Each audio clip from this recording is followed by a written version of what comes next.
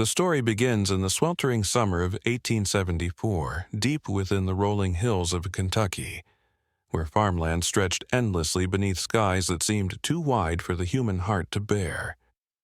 Nestled among these valleys was the settlement of Ashford Hollow, a community barely recovering from the wounds of the Civil War. The men who had returned limped on shattered legs or coughed with lungs ruined by battlefield smoke, while the women wore grief on their faces as naturally as they wore their Sunday bonnets. In such a place, where sorrow was common and silence hung in the air like fog, it might have been easy to miss the arrival of a single child.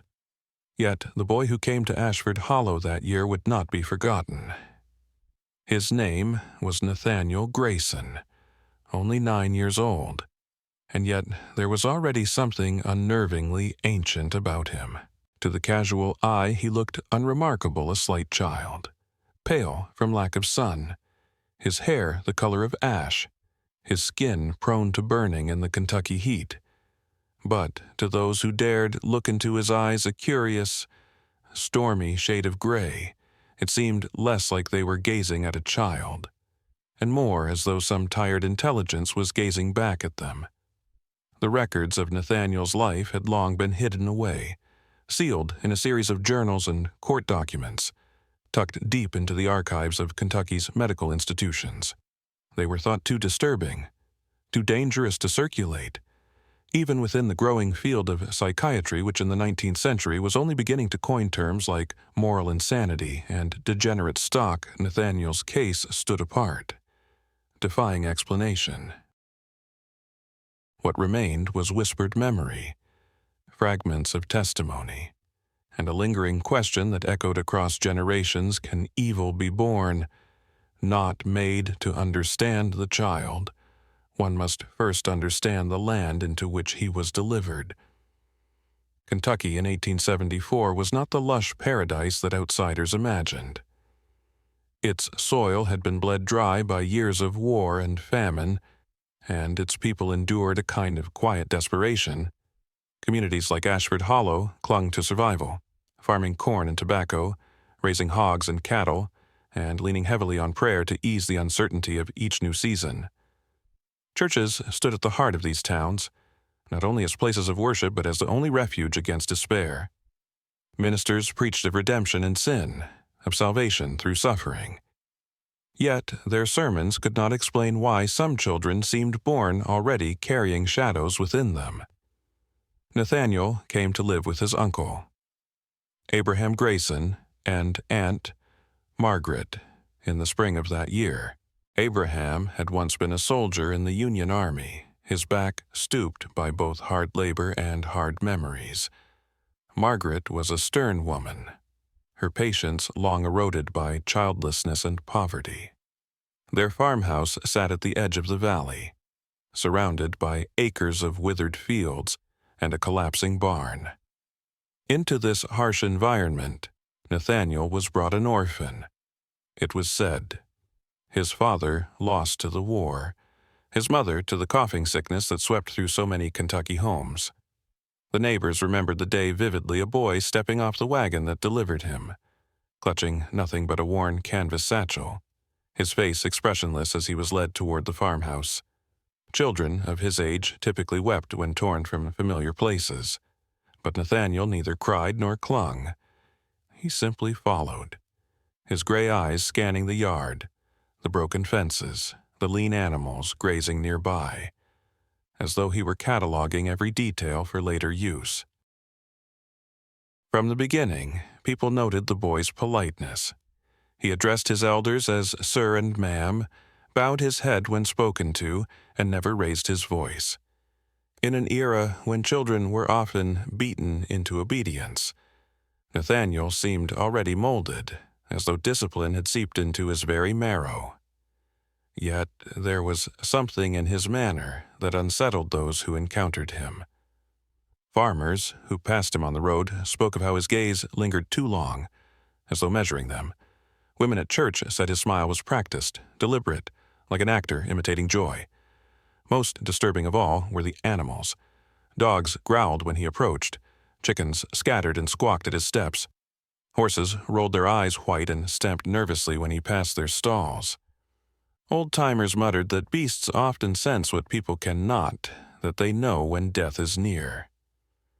Few were willing to voice such thoughts aloud, for to accuse a child of unnatural presence was to invite gossip and ridicule.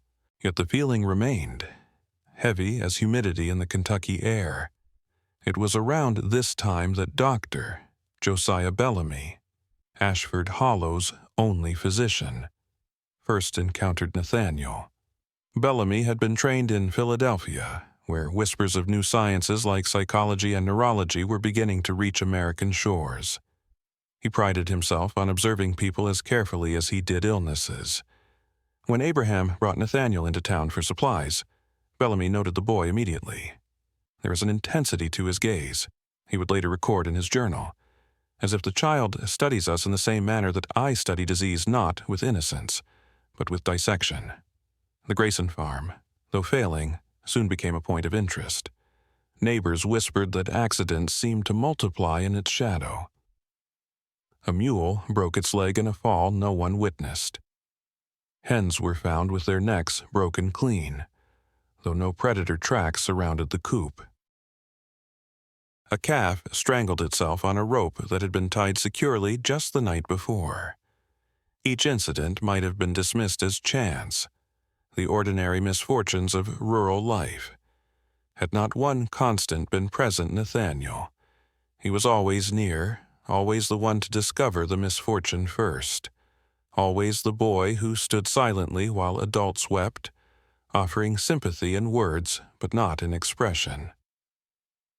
The first tragedy involving a human life had not yet occurred, but the unease in Ashford Hollow was already spreading.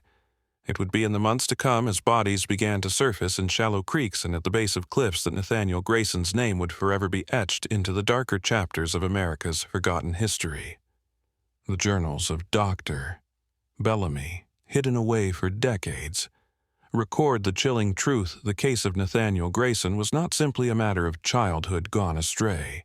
It was the revelation of something colder, something born without the capacity for empathy, living among those too blinded by the innocence of youth to recognize the danger. The story of Nathaniel begins, then, not with violence, but with arrival, the quiet entrance of a boy into a community unprepared to confront what he carried within him.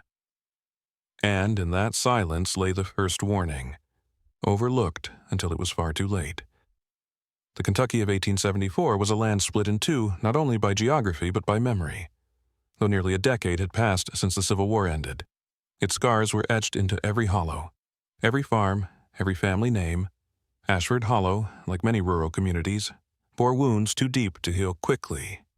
Its men had marched off to battle with fervor, some for the Union, others for the Confederacy, and those who returned often carried more shadows than flesh. They came back with missing limbs, scarred faces, and an emptiness in their eyes that no harvest nor hymn could erase. The women of Ashford Hollow fared little better. They endured long winters without their husbands, braced their children against hunger, and buried too many of them under crooked wooden crosses. Death was a familiar visitor in those parts, and the townsfolk spoke of it not in whispers but in weary resignation. It was said that the soil itself seemed soaked in sorrow, producing crops as bitter as the lives of those who tended them. It was into this environment of grief and fatigue that Nathaniel Grayson arrived. His father, a soldier, had died during the siege of Atlanta in 1864. His mother succumbed 2 winters later to consumption, a cruel sickness that hollowed her lungs until she coughed herself into the grave. With no parents left to claim him, the boy drifted from neighbor to neighbor until a letter was sent to his uncle, Abraham Grayson, who reluctantly agreed to take the child. Abraham was not a man easily softened. The war had left his body bent, his back strained from both military labor and the relentless work of plowing the fields after. His hands were calloused to stone, his voice rough as gravel. He believed that discipline and survival were the only virtues worth passing on to a child. to Abraham. Nathaniel was less a nephew and more a pair of small hands to mend fences, chop kindling, and haul water from the well. Margaret Grayson, his wife, was cut from the same hard cloth. Years of childlessness had turned her affection brittle, and she greeted Nathaniel not as a blessing but as another burden. Her mouth, neighbors said, seemed forever pressed into a line of disapproval. If she showed the boy any kindness, it was in the form of food on the table and a roof over his head, never in touch or tone. The Grayson farm itself reflected their weariness. Once a promising tract of land, its fences sagged, its barn leaned dangerously, and its fields yielded little but weeds and rocks. The farm sat in a low valley where fog clung stubbornly, making mornings perpetually damp and evenings eerily silent. To those passing on the road, the property looked less like a homestead than a place slowly surrendering to ruin. Yet Nathaniel, unlike most children, did not shrink from this atmosphere. He accepted it with the same calm politeness he offered in all things. At dawn, he rose without complaint. At night, he obeyed without question. He worked with a persistence that unnerved his neighbors, never pausing, never distracted by games or the curiosity that other children displayed. To Margaret, it seemed almost a blessing. To Abraham, a sign of discipline well learned. But to outsiders, it felt wrong, as if the boy labored not out of obedience but out of an inner compulsion. In church, Nathaniel sat in perfect stillness while Reverend Alden thundered from the pulpit about sin and salvation. Other children squirmed or whispered during the long sermons, but Nathaniel neither fidgeted nor yawned. He fixed his pale eyes on the preacher with an expression that unsettled even the Reverend himself. Later, Alden confessed to Dr. Bellamy that he sometimes felt Nathaniel was silently judging him rather than listening to God's word. The townsfolk began to speak of small strange occurrences. A neighbor swore she once saw Nathaniel standing in the fields long after dark, staring at the woods with an unreadable expression. Another claimed that her chickens refused to feed when Nathaniel lingered near the fence. Dogs barked at him in the streets, only to cower when he drew close. All these incidents might have been dismissed as coincidence, yet, when spoken together, they formed a pattern of unease that spread through Ashford Hollow like a creeping fog. It was Dr. Josiah Bellamy who paid the closest attention. He was a man of medicine in a time when medicine itself was struggling to define its place between superstition and science. Bellamy had studied new theories circulating in Boston and Philadelphia, whispers of diseases of the mind and what alienists were beginning to call moral derangement. When he first met Nathaniel, the physician noted the boy's impeccable manners and steady gaze, but also something else in absence, where children usually radiated curiosity or mischief. Nathaniel radiated nothing at all. Bellamy would later write in his leather-bound journals, "There is within the boy a silence that is not the quiet of good upbringing, but the quiet of vacancy. It is as though he studies life from a distance, never truly entering into it himself." The community, bound by the hardships of war and poverty, did not openly confront the Graysons about these rumors. Life in Ashford Hollow demanded resilience, and people had little energy for anything beyond survival. Yet, in the corners of their homes, around fires late at night, the whispers grew louder. Who was this boy who worked without rest, who smiled without warmth, who seemed less like a child of flesh and blood, and more like a shadow wearing the shape of one Nathaniel had not yet been directly linked to death? But the stage was set. The soil of Ashford Hollow, already heavy with grief, would soon be soaked with tragedies that defied explanation. And always, at the edge of every misfortune, stood the pale figure of Nathaniel Grayson, silent, watchful, and patient. Nathaniel Grayson did not behave as other boys of Ashford Hollow did.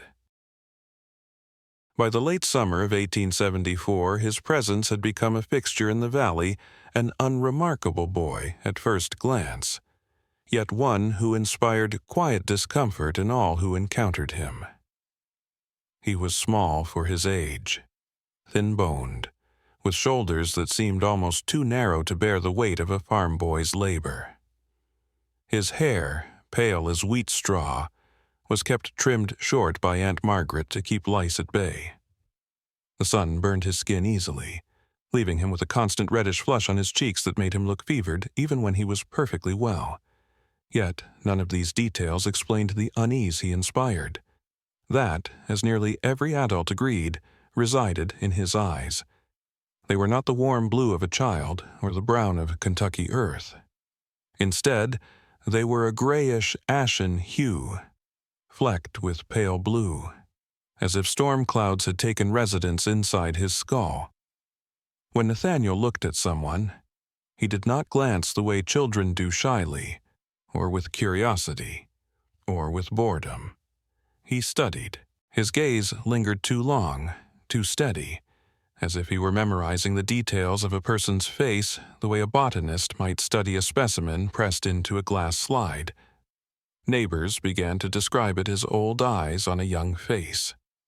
Reverend Alden, shaken after a Sunday service, confided to Doctor Bellamy that it felt less like a child was listening to him and more as if a grown man, with decades of judgment behind his stare, was silently measuring the worth of his words. "It is a dreadful sensation," the Reverend wrote later, "to feel that a child of 9 knows you better than you know yourself." Politeness became another source of unease. Nathaniel never interrupted an elder, never spoke without being spoken to, never broke into laughter at the play of other children. He said yes, sir, and yes, ma'am, with flawless timing.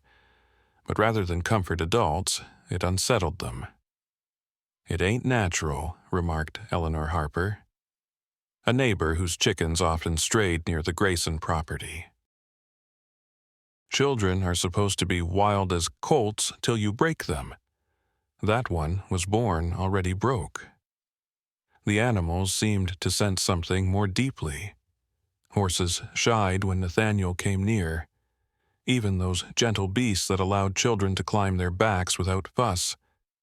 Dogs, usually eager for company, slunk away from him, tails low, ears flat, and chickens Eleanor Harper swore to Doctor Bellamy that her hens shrieked and clawed one another whenever the boy lingered at the fence line, their feathers puffed and eyes rolling in terror. "They can smell death. Doctor," she whispered, "and they smell it on him." Dr. Josiah Bellamy, careful man of science though he was, could not ignore the accumulation of such observations. He began keeping his own private notes on Nathaniel. His first recorded impression read, "The boy is marked not by what he does, but by what he fails to do. He does not laugh, he does not play, he does not daydream, he does not cry, he does not seek affection. He functions as though childhood has been excised from him entirely, replaced by something mechanical, something calculated." When Nathaniel worked, he did so with relentless focus. From sunrise to sunset, he chopped wood, carried water, and mended fences. He never appeared fatigued. Margaret would send him to fetch eggs or sweep the porch, and hours later he would still be at the task, never having paused to rest. Once, a neighbor passing by claimed to see Nathaniel splitting logs alone at twilight, long after Abraham had gone inside. His expression was neither strained nor weary, but almost serene, as though the repetition of the axe blows gave him a satisfaction that had nothing to do with firewood. Children of Ashford Hollow, naturally curious and mischievous, tried on occasion to draw him into their games. They invited him to chase after frogs at the creek or play marbles in the dust outside the schoolhouse. Nathaniel accepted politely, but once among them, he played with a precision that disturbed more than amused. In marbles, he never missed a shot. In hide-and-seek, he always found the hidden child too quickly, as if he already knew their minds. Some children whispered that they saw him smiling faintly as he tagged them. But it was never the smile of joy, it was the smile of victory. Worse still were the questions he asked. During one lesson at the one-room schoolhouse, the teacher, Miss Alcott, instructed the children to copy a passage from the Bible. Nathaniel finished first, his script neat and even. Then he raised his hand and asked, in the same calm, polite voice as always, Miss Alcott, "How do you know when a person is truly dead and not just asleep?" The room went silent. Miss Alcott, rattled, offered a vague answer about the cessation of breathing and the will of the Lord. But the boy pressed further. What if their chest still moves, but very slowly? What if their eyes are open, but they do not speak? How long must you watch before you can be certain? The other children stared, wide-eyed, while Miss Alcott stammered something about leaving such matters to doctors and ministers. That night, she walked 2 miles through the dark to Dr. Bellamy's house, her lantern trembling in her hand, to tell him of the boy's questions. It was then that Bellamy began to suspect that Nathaniel's interest in death was not merely philosophical. There was a clinical tone to the boy's curiosity, as though he regarded the line between life and death not with fear or reverence, but as a subject for study. By autumn, the whispers in Ashford Hollow had grown louder. Stories circulated at church socials and in hushed tones over fences. A child too quiet. A child too perfect. A child with eyes too old. Yet no one dared confront Abraham or Margaret. War and poverty had hardened the community against gossip. And besides, who would accuse a boy of such things? But the silence would not hold for long. For death was already approaching Ashford Hollow, and Nathaniel Grayson would be there to meet it. The first death came quietly, as tragedies in small towns often do, a child vanishing for only a short while, then discovered lifeless in a place too shallow, too ordinary, for death to make sense. It was September of 1874 when Emily Carter, a bright-eyed girl of 6, wandered down to the shallow bend of Briar Creek, the trickling stream that wound its way between the Grayson farm and the Harper's pasture. She was known for her laugh, so high and sudden it startled hens and made grown men chuckle despite themselves. On that day, Emily had been chasing dragonflies, her apron lifted like a net, her golden hair catching the sunlight as she darted along the water's edge. She never returned home. By dusk, her parents raised alarm, and neighbors spread out with lanterns to comb the creek banks. It was Nathaniel Grayson who appeared at the Carter doorstep before the search party found her. His clothes damp at the knees, his voice calm but edged with urgency. "I found her by the creek," he told Mrs. Carter, his gray eyes steady. "She isn't breathing." When the men hurried to the spot he indicated, they found Emily face down in water no deeper than a farmer's boot. Her dress had snagged on a submerged branch, her small arms splayed unnaturally, her hair floating like weeds in the current. Dr. Bellamy was summoned immediately. He crouched beside the tiny body, the lantern light flickering across Emily's pale lips, her eyes half-lidded with the glaze of death. He confirmed what all already knew: the girl had drowned. It was tragic, yes, but children had drowned in shallows before. One misstep, one moment of play turning reckless, and water could claim a life in silence. What troubled Dr. Bellamy, however, was Nathaniel's account. The boy described the position of Emily's body with uncanny precision, recalling details that seemed unnecessary and almost clinical. He spoke of the way her hair had wrapped around the branch, of the bubbles clinging to her lips, of how her arms were stretched as though reaching for something unseen. He gave this report without trembling voice, without tears, without even the faltering tone of a child recalling something terrible. Later, in his journal, Bellamy wrote, "The boy observed, not discovered. He speaks not as one who stumbled upon misfortune, but as one who catalogued an event. His recall was too exact, too rehearsed. He seemed less a grieving witness and more a recorder of phenomena. The funeral took place 3 days later at the whitewashed church at the center of town. The Carters, hollow-eyed, received Nathaniel's condolences with gratitude, believing he had acted nobly in raising the alarm. Abraham and Margaret sat with him in the pew, proud of their nephew's composure. But others noticed more. Eleanor Harper, seated across the aisle, later swore she saw no tears on Nathaniel's face. His head was bowed. His lips murmured prayers, but his eyes, those ashen eyes, remained dry and fixed, gliding across the mourners, studying them. He watched Emily's mother collapse against the coffin, her wails echoing in the rafters. He watched grown men bite their lips and clench their fists, desperate not to weep in public. He noted every tremor, every expression, and when Mrs. Carter fainted, Eleanor swore Nathaniel's lips twitched upward in the faintest smile, a smile gone as quickly as it appeared. Whispers began to swirl in Ashford Hollow. Some said it was merely Nathaniel's unnerving stillness. Others insisted that the animal's terror of him was spreading into human hearts. But most dismissed their unease. Grief made people imagine things, after all. And what sense was there in accusing a boy of evil when death already plagued every home in the county? Still, one detail refused to fade the calf.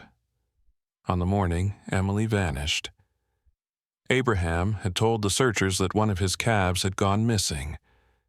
He'd sent Nathaniel to look near the creek. That, Nathaniel explained, was why he'd been there to find Emily. The story fit neatly, too neatly, Bellamy thought. When the calf turned up 2 days later, grazing unharmed in a meadow nearly a mile away, Bellamy's suspicions deepened. The timing was too convenient. The boy had reason for being at the creek, yes, but was it a reason he had created by lantern light that night? Doctor, Bellamy wrote, if the calf was not missing, then the boy's presence was no coincidence. One begins to wonder whether Emily's death was an accident or an arrangement. The community of Ashford Hollow moved on, as it always did. The Carters mourned their daughter. Reverend Alden preached on the fragility of life, and neighbors resumed their toil in the fields. But beneath the rhythm of daily survival lay a current of unease. For though tragedy was common, it was not common for a child to be at the center of every misfortune. His pale gaze unflinching, his silence louder than any scream. Emily Carter's small coffin was lowered into the earth under a gray September sky. The dirt closed over her like a door shutting out the light. And in that moment, though none dared voice it aloud, a chill settled over Ashford Hollow, a sense that this was not the end, but only the beginning. If Emily Carter's death could be explained away as tragic mischance, the second loss made such explanations harder to accept. This time, the victim was not a child prone to play, but a grown man whose habits were as steady as the sun's rising, and yet, once again, it was Nathaniel Grayson who stood at the center of discovery. The man's name was Alexander Petrov, a wiry immigrant from Ukraine who had come to Ashford Hollow 2 decades earlier with little more than a woodcutter's axe and a stubborn will to survive. He was known for his thick accent, his stooped gait, and his curious devotion to the honeybees he kept along the ridge of a rocky outcrop the locals called Raven's Bluff. Even as arthritis twisted his hands and slowed his steps, Alexander still climbed the bluff weekly to tend his hives. Bees keep a man alive longer than bread, he once told a neighbor. And indeed, for 3 years, he never missed his Thursday morning ritual, until the day he fell. It was late October when Nathaniel returned from town by the footpath that wound below Raven's Bluff. According to his own account, he noticed Alexander's straw hat snagged in a thorn bush at the bluff's base. Concerned, he approached, and there, sprawled on the cold stones, lay the old man's body, his neck bent at an unnatural angle, his limbs splayed as though he had dropped from the sky. I called out, but he didn't answer. Nathaniel told the gathering neighbors, his tone calm, almost teacher-like. So I climbed down, and I found him here. Doctor. Bellamy was once again summoned. Kneeling beside the corpse, he quickly determined that Alexander's neck had broken instantly, a fatal plunge from 40 feet above. His body bore no signs of struggle save for scratches from the rocks. It might have been an accident, a misstep by an aging man with weakened joints. Yet, as Bellamy examined the scene, unease stirred within him. Around Alexander's body lay bees. Dozens of them, scattered unnaturally across the stone. Their wings were stiff, their bodies curled as if frozen mid-flight.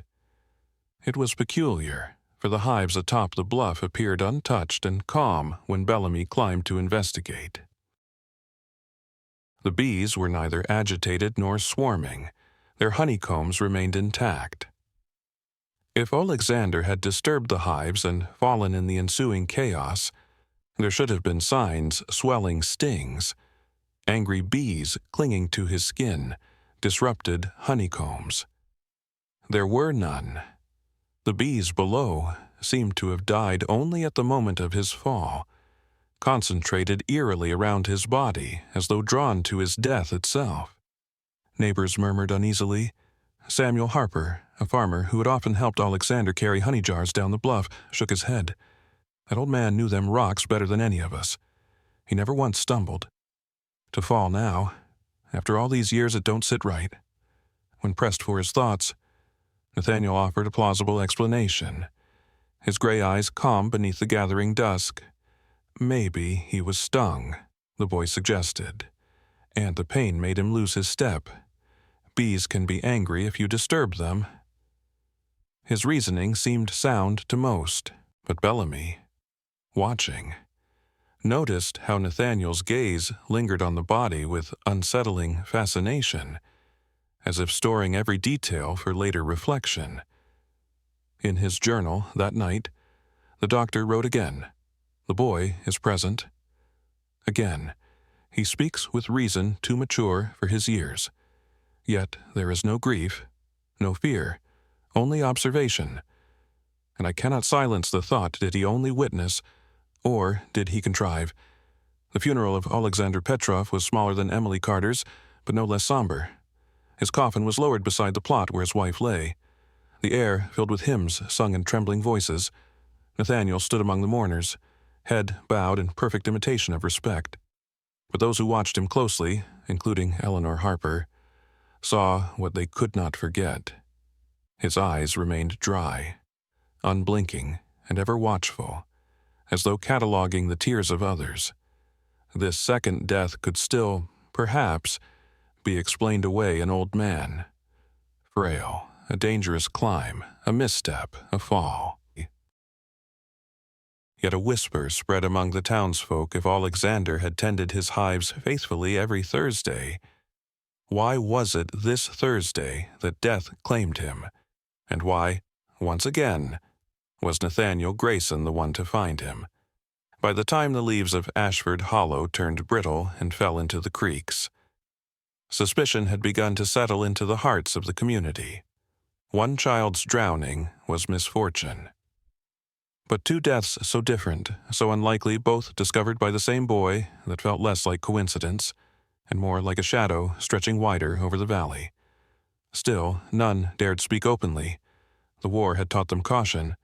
Who would accuse a child of harboring darkness? And yet, in the evenings, when the fog rolled down the hills and cloaked the Grayson farm in gray, mothers pulled their children closer. Fathers bolted their doors, and dogs whimpered at night for reasons they could not name. The deaths were not finished. Ashford Hollow was only beginning to learn what lived behind Nathaniel's pale gray eyes. By November of 1874, the community of Ashford Hollow had begun to live with unease, as one might live with a fever, tolerating it, sweating under it, yet never naming it aloud. Two deaths already lingered like ghosts over the valley, little Emily Carter in the creek, and old Alexander Petrov broken at the base of Raven's Bluff. Both could still, in theory, be explained away. But the third tragedy would unravel any remaining comfort in coincidence. The victim was a boy, Samuel Price, 7 years old, son of a woodcutter. Samuel was known for his curiosity, a restless spirit that often led him deeper into the woods than his mother liked. On a cold November afternoon, he failed to return from play. His family called his name until the trees swallowed their voices, and by nightfall, the town had gathered to search. Lanterns bobbed along the dark ridges. Men combed ravines, calling into the night. Dogs barked, pulling at their leashes, but led only to dead ends. The child had vanished without a trace. His mother wept so violently that her hands bled from clutching the rocks along the creek bed. And, as always, Nathaniel Grayson was there. He had volunteered eagerly for the search, trudging through the woods with men 3 times his size, never tiring, never complaining. When the searchers rested, Nathaniel remained on his feet, his ashen eyes sweeping the terrain. It was as though he knew the forest as intimately as he knew the lines of his own palm.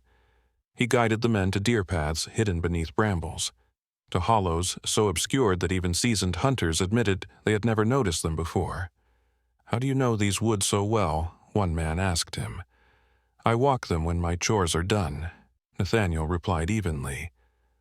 "I like to learn what grows here, which plants heal, which ones hurt." 3 days passed.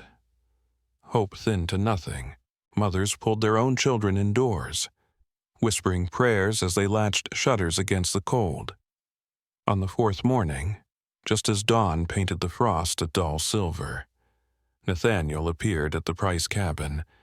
His clothes were dirty, his hair wild, but his voice steady. "I think I've found something," he said. "There's an old well 1/2 mile north." I heard crying from inside. The searchers hurried with him, stumbling through brush until they reached a forgotten shaft, half hidden beneath collapsed logs and tangled vines. The well yawned like a mouth into the earth. When they cleared the debris, the cries Nathaniel had claimed to hear were gone. But at the bottom, barely clinging to life, lay Samuel Price. They hauled him up, his body limp, his lips cracked from thirst. His eyes fluttered open once, fixed on his mother's face, then closed again forever. Despite Dr. Bellamy's frantic efforts, the boy's small body gave out within hours. The doctor recorded his shock in his journal. The child had endured nearly 4 days at the bottom of that pit. No ordinary soul could have survived so long, and yet he did. Long enough for us to witness his final decline. But more troubling than the death itself is the manner of discovery. The well was obscured so cunningly that no ordinary searcher would have stumbled upon it. And yet Nathaniel not only found it, but claimed to hear crying that no other ear detected. This explanation defies sense. At Samuel's funeral, the town was nearly broken. Mothers wept openly. Fathers clenched their jaws so tightly that teeth cracked. Reverend Alden's sermon faltered, his voice trembling as he spoke of children taken before their time. Nathaniel sat in the pew beside Abraham and Margaret, head bowed, hands folded neatly in his lap. But Dr. Bellamy, seated across the aisle, watched the boy closely. While Samuel's mother collapsed against the coffin, racked with sobs, Nathaniel's lips moved. At first, Bellamy thought he was praying, but then he saw the boy's eyes wide open, fixed unblinking on the dying child's family. His lips moved in a rhythm too measured for prayer, and his gaze carried not sorrow, but a calculating intensity, as though he were recording every twitch of grief, every flicker of anguish. When Samuel's final breath came, Nathaniel's expression shifted not to mourning, but to something Bellamy would later describe with one chilling word: satisfaction. That night, unable to sleep, the doctor returned alone to the well where Samuel had been found. He lit his lantern and studied the debris. The logs and branches covering the opening were not random, as he had first assumed. They had been arranged, layered carefully to appear natural, but placed with deliberate precision. It was camouflage, not accident. And as the lantern flame quivered in the damp air, Bellamy felt the realization press upon him like a weight. Samuel Price had not fallen into the well. He had been placed there, and only one boy in Ashford Hollow had known where to look. By the winter of 1874, the fear in Ashford Hollow had grown thick enough to choke. 3 lives were gone. Little Emily Carter drowned in a trickle of creek water. Alexander Petrov broken on the rocks, and Samuel Price wasted to death at the bottom of a forgotten well. 3 tragedies, each improbable in its own way, yet linked by the same quiet witness, Nathaniel Grayson. For many, suspicion began to bloom in private conversation, but it was Dr. Josiah Bellamy who pursued it with relentless resolve. He saw what others chose to dismiss, a pattern that pointed not to chance but to design. And as his investigations deepened, he began to uncover a trail of smaller cruelties, overlooked by most but undeniable when gathered together. Livestock across the valley were dying not of disease, but in ways too clean, too deliberate. Eleanor Harper, who had first noticed her chickens behaving strangely around Nathaniel, now told Bellamy that 17 of her birds had been found dead in the past 2 months. Always the same way, she whispered, her hands trembling. Necks snapped clean. No blood, no mess. Foxes don't kill like that. Doctor, they tear and they feast. This was done by hands that knew exactly where to break. Bellamy examined the corpses himself. The breaks were precise, not the ragged violence of predators. He wrote in his journal, "These killings show knowledge of anatomy, not adult sophistication, but the experimentation of a mind learning, testing, refining. It is the cruelty of curiosity, sharpened through repetition." Nor were the chickens alone. Calves strangled in ropes too secure to have slipped by accident. Horses found lame from injuries that suggested manipulation, not misstep. A prized bull belonging to James Wickham was discovered with a shattered leg in a ditch, though the animal was strong and steady, and no one could explain how it had stumbled. In nearly every case, Nathaniel had been seen nearby days or hours before. Neighbors recalled small remarks that grew sinister in hindsight. Once, while helping Abraham repair a fence, Nathaniel had asked James Wickham, "How heavy is a calf before its legs break under it?" On another occasion, he had asked Eleanor's husband, "Do chickens cry when they die, or do they only make noise because their bodies move?" Such questions, asked in Nathaniel's mild, polite tone, sent chills through those who heard them, but at the time, most brushed them aside as odd curiosities. Only later, when bodies piled higher, did they begin to connect the questions to the evidence. Inside the Grayson farmhouse, Bellamy began to notice other signs. Nathaniel never missed an opportunity to linger when the doctor examined Abraham's twisted back or Margaret's failing health. He stood in silence, gray eyes fixed on Bellamy's hands as he palpated muscles or checked pulses. Then, one evening, he asked a question that froze the physician's blood. "How do you know if someone's really dead?" Bellamy looked up sharply. The boy's tone was casual, conversational, as if inquiring about the weather. "Well," Bellamy answered carefully, "their breathing stops. Their heart no longer beats. But sometimes they look dead when they're not," Nathaniel continued, tilting his head.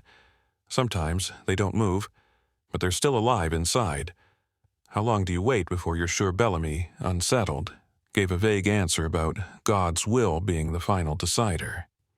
Nathaniel nodded politely, but his eyes glittered as though he had already reached his own conclusions.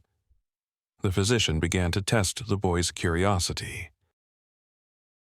He would deliberately lie, telling Nathaniel that certain wounds were always fatal when they were not, or that specific poisons acted in ways they did not. Each time, Nathaniel listened without protest, committing every word to memory with unsettling precision.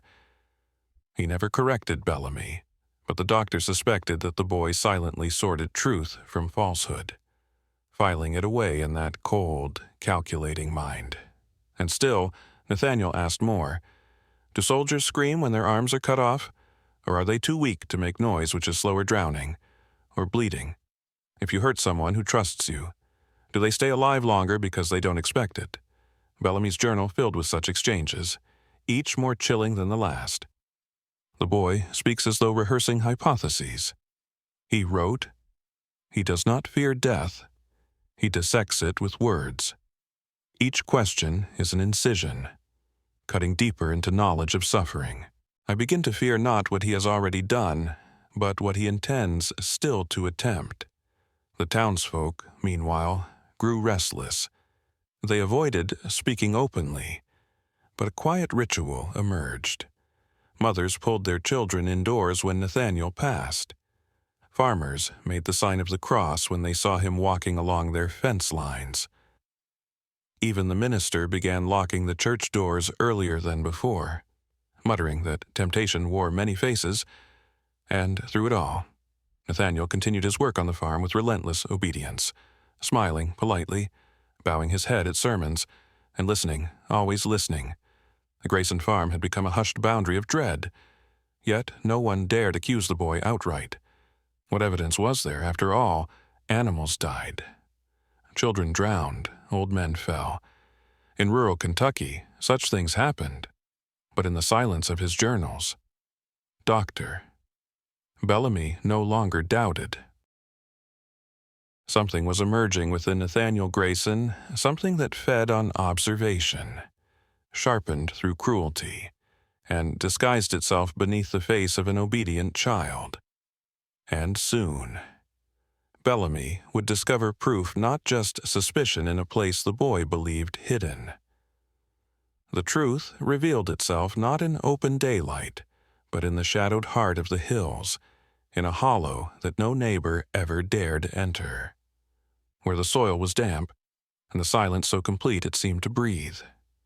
It was December 1874 when Dr.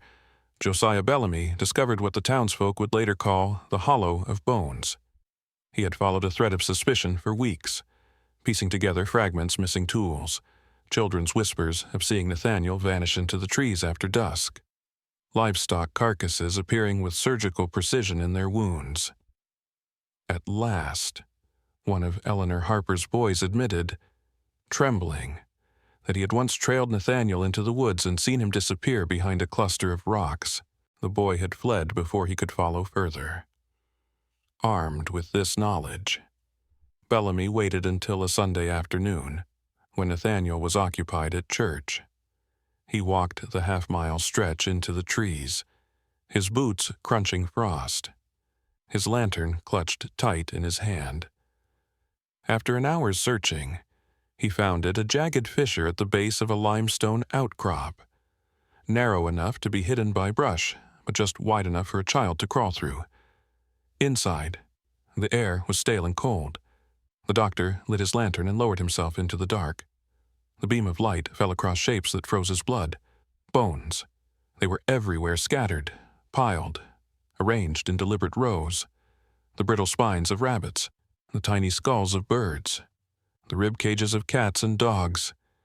Some were cracked cleanly, as if split by tools. Others bore marks of fire, or strange incisions as neat as any surgical scalpel could make. Along one wall lay crude instruments fashioned from farm tools, knives ground thin, nails hammered flat into blades, cords stiff with old blood. Beside them, on scraps of butcher paper, were drawings, dozens of them. Bellamy lifted one with trembling hands. The sketch, astonishingly precise for a child's hand, showed a rabbit pinned open, its organs labeled with careful script. Another page showed a dog's jaw broken in 2 positions, with notes in the margin subject vocalized loudly for 12 minutes before ceasing. Struggles weakened gradually after fracture of spine. Each page was worse than the last. The drawings of animals gave way, chillingly, to depictions of people, faces recognizable, rendered with unsettling care. Emily Carter, her small figure face down in shallow water. Annotated with loss of breath slow. Movement ceased after 3 minutes restraint. Alexander Petrov drawn tumbling backward from Raven's Bluff, accompanied by notes shock apparent, neck fracture instantaneous. Bees failed to distract as expected, but subject still perished as intended. And Samuel Price, a boy, sketched at the bottom of a well, his thin arms reaching upward, his lips cracked. The annotation read, "Dehydration, set in by day 2. Subject cried less after day 3. Died before full exhaustion study could be completed. Doctor." Bellamy staggered back, bile rising in his throat. It was no longer suspicion, no longer whispers. This was evidence, the hidden archive of a child who did not merely witness death, but designed it. In one corner of the hollow lay something worse still, a set of newer drawings. These did not show accidents. They depicted the living Abraham and Margaret Grayson, asleep in their beds. Bellamy's blood froze as he read the notes written beneath test loyalty. Observe reaction of victims when betrayal comes from trusted source. At another page, a figure in a physician's coat. Spectacles perched on his nose, a lantern in his hand. Bellamy recognized himself. The caption, "Doctor," as subject. Anticipated responses, fight, flight, or sacrifice. All valuable data. The doctor's lantern quivered as his hand shook. He understood now that Nathaniel had already chosen his next experiments. They would not be neighbors, or wandering children, or old men tending bees. They would be his own family, and perhaps even Bellamy himself. That night, the physician returned home in silence, his coat damp with cave mist, his heart pounding as though the boy already knew he had trespassed into his secret world. He locked the journal pages away and began drafting letters to Sheriff William Hargrove. Though he feared the law would laugh at the notion that a 9-year-old child could be guilty of deliberate murder, still, he knew he had little time. Nathaniel Grayson was no longer simply a curiosity of unnatural behavior. He was a predator in the making, a mind sharpening itself against the bones of animals, preparing for larger prey. Ashford Hollow did not yet know it, but the ground beneath their feet hid not just the remains of creatures, but the evidence of a boy's growing obsession with death and the first outlines of horrors yet to come. By the first weeks of 1875, Ashford Hollow existed in a state of quiet dread. Families locked their doors earlier than ever before. Whispers spread like infection, and every misfortune a broken wagon axle, a stillborn calf, a child's fever was muttered to be somehow connected to the Grayson boy, yet no one dared confront it openly. For how could one accuse a 9-year-old child of evil, and who would believe such a claim without proof? Doctor Josiah Bellamy knew the truth, for he had seen the hollow of bones. But knowledge is not the same as safety. Each night, he felt the boy's gray eyes upon him in memory, unblinking, as though Nathaniel somehow knew that his sanctuary had been discovered. Bellamy wrote in his journal, "The boy is aware of me now. He observes my every movement as I observe his. We are engaged in a study of one another, though his intentions are of blood, and mine of survival." The opportunity to act came sooner than expected. Abraham Grayson, worn thin from years of toil, injured his back during the January harvest of winter crops. The pain left him bedridden. Margaret exhausted, and Nathaniel strangely solicitous, too solicitous, as though every hour at their bedside was another chance to measure their frailty. It was during one of these long evenings that Bellamy, visiting with medicine for Abraham's pain, saw the boy watching his uncle sleep with a look not of affection but of calculation. When Bellamy caught his eye, Nathaniel smiled politely and asked, in his steady voice, "Doctor, what happens if someone you love breathes too slow to wake up? How long before they're gone for good?" Bellamy offered no reply. But that night, he wrote only one line in his journal, the boy is preparing to test betrayal. 2 days later, Nathaniel revealed his hand. It began in the quiet of a snowbound morning. Bellamy arrived at the Grayson farmhouse to find the animals eerily silent, the yard stripped of its usual clatter. Inside, Abraham and Margaret lay unconscious in their bed, breathing shallow, their skin grayish. Bellamy's pulse quickened as Nathaniel appeared in the doorway, sleeves rolled, hands washed too clean. "They'll sleep for hours," the boy said pleasantly. "I gave them herbs I found in the woods. Very interesting plants." On the bedside table lay a cup, half drained, a bitter odor rising from its rim. Bellamy examined Abraham quickly, pulse faint but steady, poisoned into slumber. Margaret the same, alive but helpless. Nathaniel gestured toward the hearth, where a set of tools lay neatly arranged rope coiled like a serpent, a kitchen knife glinting in the firelight, a heavy candlestick, sharpened nails. Each had been placed with careful precision, as if ready for an experiment. "You see," Nathaniel continued, his voice carrying a child's innocence but none of its warmth, "I've learned much from animals, but people are more interesting. They know what's happening. They understand. That makes the study better." Bellamy forced his voice to remain steady. "And what do you plan to study today?" Nathaniel, the boy's smile deepened, a genuine smile, not the empty imitation he wore in public. "What happens when someone is betrayed by the ones they trust most? Uncle Abraham, Aunt Margaret, and you." As he spoke, he lifted the rope in his small hands, testing its weight like a surgeon testing a scalpel. He stepped toward the bed, toward his unconscious family. Bellamy's heart thundered. He reached for the pistol he'd begun carrying in his medical bag since the discovery of the cave. "Step back, Nathaniel," he commanded. The boy paused, tilting his head. Then he said softly, "You won't shoot me, Doctor. You want to see what I'll do. You're curious, just like me." Bellamy's finger hovered on the trigger, but before he could act, Nathaniel lunged with sudden speed, a knife flashing in his hand. The doctor barely deflected the strike, the blade grazing his arm. They grappled fiercely, Bellamy's strength against Nathaniel's wiry cunning. Despite his youth, the boy fought with the precision of practice, slashing for tendons, aiming for arteries, each movement terrifyingly deliberate. The struggle crashed through the farmhouse until the sound of boots thundered outside. Sheriff William Hargrove and 2 deputies burst through the door, weapons drawn, having waited in secret as part of a trap Bellamy had arranged days before. For a moment, the scene froze Bellamy bleeding, Abraham and Margaret unconscious, and Nathaniel standing amid the chaos, his pale face illuminated by the fire. Then, with eerie calm, the boy dropped his knife, folded his hands, and said, "You can't prove anything. Nobody will believe you. I'm only a child." The deputies bound him with rope, though he did not resist.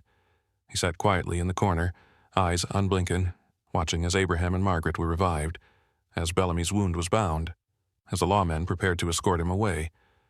And then, just before they carried him out, Nathaniel spoke again, his voice steady, his smile unmistakable. "You won't hang me. I'm too young, too interesting. Someone will want to study me instead." For Dr. Bellamy, the words struck like prophecy, and for Ashford Hollow, the nightmare was only beginning. The capture of Nathaniel Grayson should have been the end of Ashford Hollow's nightmare.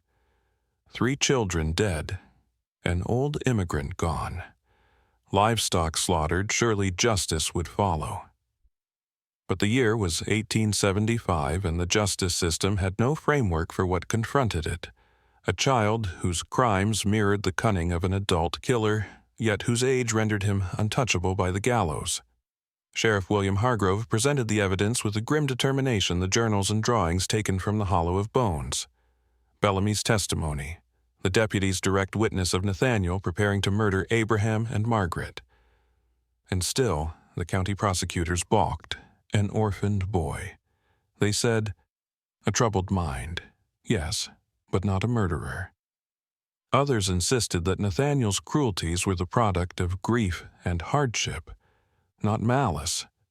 To accuse a 9-year-old of deliberate, scientific killing was to them unthinkable. The compromise was reached after weeks of debate. Nathaniel would not be tried as an adult.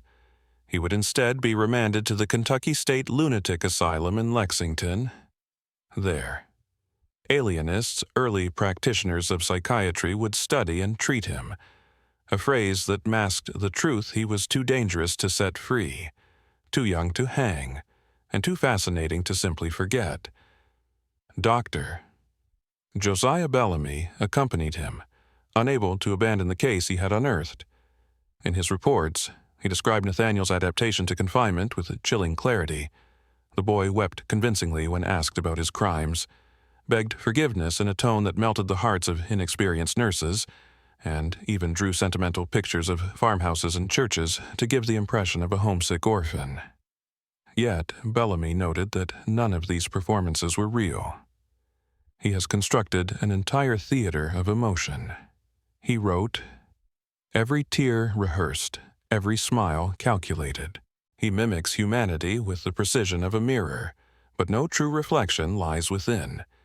Staff members began to experience nightmares after time spent with the boy, dreams of drowning, of falling from cliffs, of being trapped in wells. 2 attendants requested reassignment, claiming they felt watched even when Nathaniel sat quietly in his room. One nurse swore she woke one night to find him standing beside her cot, expression blank, eyes glimmering in the moonlight. Bellamy's greatest discovery came when Dr. Martha Fitzgerald, a newly arrived alienist from Boston, examined a small notebook Nathaniel had been permitted for therapeutic writing. On its surface, it was filled with childish reflections, apologies, and prayers. But when Fitzgerald applied cryptographic analysis, a skill she had learned from European colleagues, she uncovered hidden messages embedded in the text.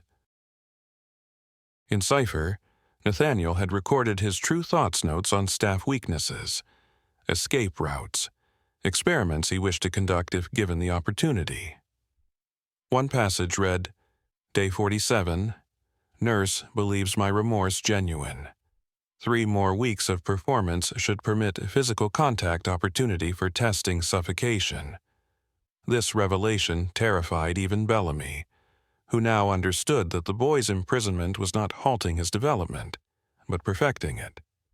And then, in the summer of 1876, Nathaniel disappeared. The official record claimed he escaped during a transfer between wings, slipping past inattentive guards. But Bellamy knew better. He spent 18 months studying their habits. The doctor wrote in his final journal, "By the time he moved, he knew the asylum better than its architects. His escape was not desperation, it was design." In the months that followed, strange reports began to surface across Kentucky and into Tennessee. Livestock killed with surgical precision, children found drowned in shallow streams, elderly men dead from inexplicable falls. Each incident bore the signature that Bellamy had come to recognize too well. The Grayson farmhouse was abandoned. Abraham and Margaret left Ashford Hollow under assumed names, unwilling to live in the place where their nephew had nearly ended their lives. The Hollow of Bones was sealed by Sheriff Hargrove. Though hunters swore that no animals grazed near it thereafter, locals whispered that the land itself had been cursed by what was done there. Doctor. Bellamy continued his pursuit until his death in 1889, filling journal after journal with accounts of suspected killings and theoretical musings on the nature of evil. His last entry, written with a trembling hand, read Nathaniel was not a monster born of circumstance. He was a glimpse of what mankind becomes when stripped of empathy. If he lives still, he walks among us not as a man, but as a scientist of suffering. The fate of Nathaniel Grayson was never uncovered. No body was found. No final crime attributed beyond doubt. Some believed he died in obscurity, others that he traveled westward, blending into the tides of migration. Yet, in Ashford Hollow, the legend persisted that a boy with storm-gray eyes once studied death as another child might study birds or stars, and that somewhere, perhaps even now, those eyes continue to watch, waiting for their next experiment. Evil, the townsfolk came to believe, does not always roar into the world.